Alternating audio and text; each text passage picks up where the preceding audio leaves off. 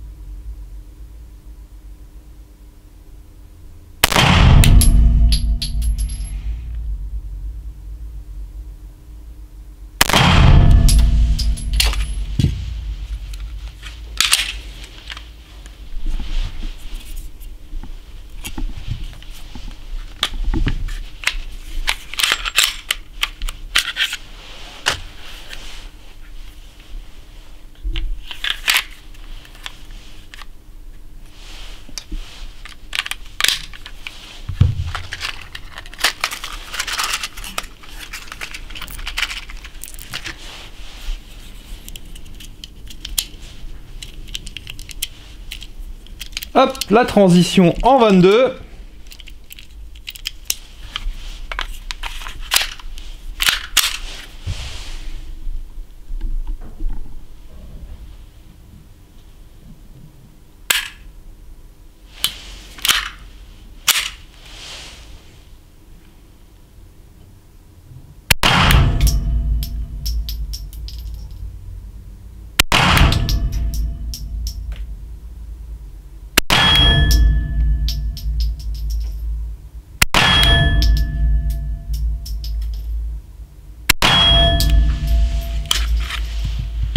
Voici le résultat sur nos 5 premiers tirs en 9 para et en 22 long riff à une distance de 15 mètres. Et effectivement, je suis un peu plus précis avec le 9 para qu'avec le 22. J'aurais cru l'inverse, c'est marrant. Mais d'un autre côté, on n'a pas les mêmes organes de visée avec le 9 para et le 22. Donc effectivement, on a un meilleur confort avec les organes de visée sur la culasse du 9 para qu'avec le 22. Allez, maintenant on va attaquer le 25 mètres. Là, on attaque direct avec du 22 pour le 25 mètres.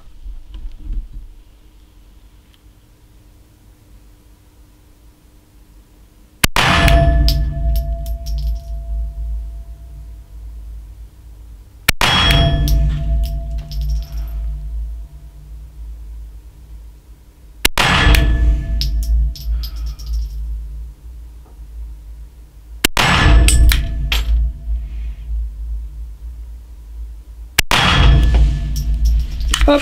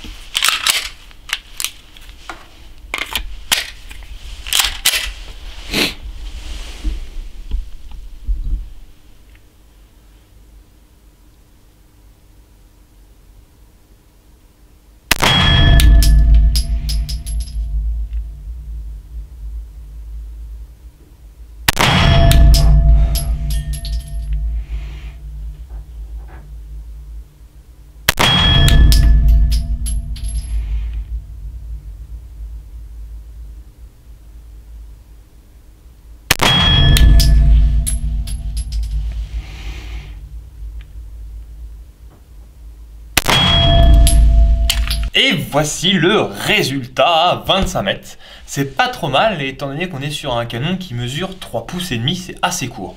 Après, en termes de groupement, là on peut le voir, ici on 9 para, bon là, hormis le coup de doigt, et là on voit aussi, à croire que je fais exprès, un autre coup de doigt en 22. Donc, eh bien, pour le 22, ça tire un peu haut, donc il faut ajuster son tir et tirer plutôt vers le bas de la cible. Par contre, eh bien, quant au 9 para, eh bien, c'est point visé, point touché, on le voit bien avec le 9 para.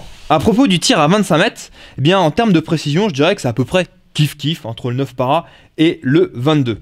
Après, je le disais tout à l'heure, effectivement, les organes de visée sont légèrement différents. On peut le voir. C'est toujours des hausses type Novak, organes de visée fixes. Mais, sur le 9 para, on a le système 3 points. Et ça, franchement, c'est un confort en plus pour la prise de visée. Allez, vous enfilez votre casque. Vous mettez vos lunettes de visée. Allez, je vous fais tirer. Vous allez comprendre la prise de visée.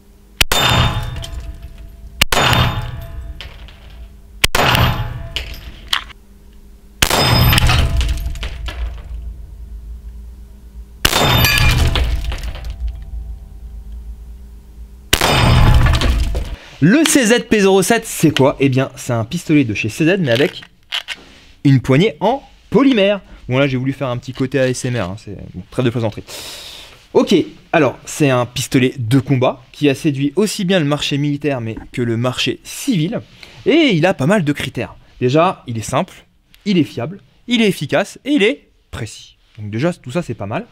Après, eh bien, qui dit poignée polymère, donc on retrouve une carcasse qui dispose de rails Picatinny. Bon, il y a aussi des carcasses en acier qui ont déjà des rails Picatinny, mais c'est le côté moderne. Après, on a plusieurs zones de grippe. On voit des grippes qui sont tous assez différents. La possibilité ici de changer le backstrap. Alors, qu'est-ce que c'est? Eh bien, c'est ces fameux dos de poignet avec différentes épaisseurs pour s'adapter aux différentes morphologies des mains. Après, on a des choses qui sont assez sympas. Ici, tac, on a un decooking qui permet donc de désarmer le marteau. Mais cette pièce-là, elle peut aussi se transformer en levier de sûreté qui annule donc toute action sur la queue de détente. Qui dit poignée polymère, ça c'est assez sympa. On retrouve aussi une queue de détente en acier et non en polymère. Moi j'aime bien. On a toujours un fonctionnement, malgré que ce soit une arme moderne, mais avec un marteau extérieur et fonctionnement en double et en simple action. Au niveau des organes de visée, eh bien, vu qu'on est sur une arme de combat, eh bien, des organes de visée de combat, donc hausse fixe et guidon fixe, type Novak pour la hausse. Un chargeur haute capacité de 15 coups, bon, rien de bien nouveau, hein. Mais, en plus de ça, on retrouve dans la mallette la possibilité, on a 2 talons de chargeur pour avoir une extension déjà, pour avoir une plus grande prise au niveau de la main, mais aussi une extension de 2 coups, grâce à ce talon de chargeur. Bon, eh bien, on a vu qu'il y a une capacité qui est assez folle. Allez, on passe au gong. Allez, une petite épreuve dynamique, c'est parti.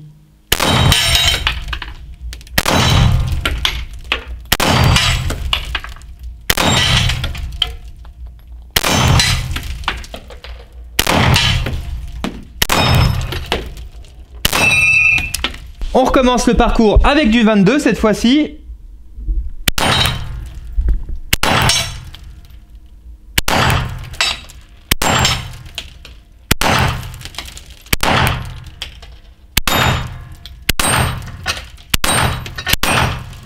Au niveau des zones de préhension, eh bien on retrouve à l'arrière de la culasse, mais aussi à l'avant, un témoin de chambrage. Oui, ça c'est la norme sur une arme de combat. Ici, on a une zone de grippe pour tirer à 2 mains et poser son pouce. Pratique, c'est pas sur toutes les armes, mais c'est aussi ambidax, pas mal. Après, on retrouve ici une cassure au niveau du ponté. Alors c'est un peu disgracieux, mais ça permet de pouvoir l'utiliser avec des gants. Et aussi, pour finir, on retrouve une queue de castor ici pour une excellente prise en main. C'est pas mal. Allez, maintenant on va prendre le poids de départ. C'est parti pour la première prise. 1,8 kg.